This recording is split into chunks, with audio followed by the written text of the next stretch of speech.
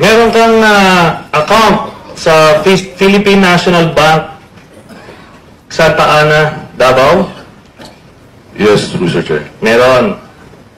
Account number 306-949-00020.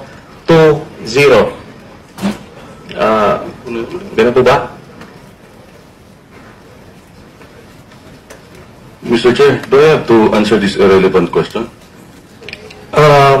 If you wish to answer, you may do so. I refuse to answer anymore, Mr. Chair.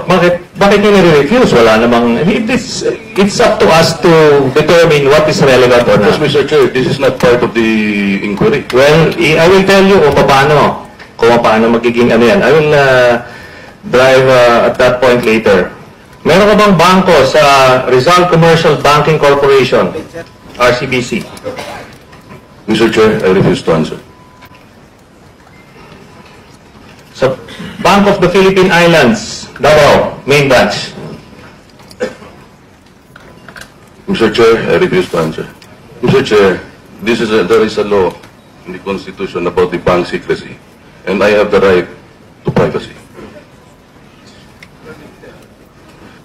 Are you invoking your right against self-incrimination? Yes, Your Honor. Okay. So, which part of that question will incriminate you? Ito bang total? Itong total na 104 million dito sa mga accounts ninyo?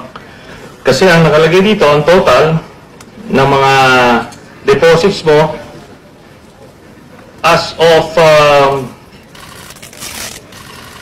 2015 November, I'm sure lumaki na yan kasi may Davao Group na eh. So, anong masasabi mo dyan? I refuse to answer, Mr. Chair. Okay.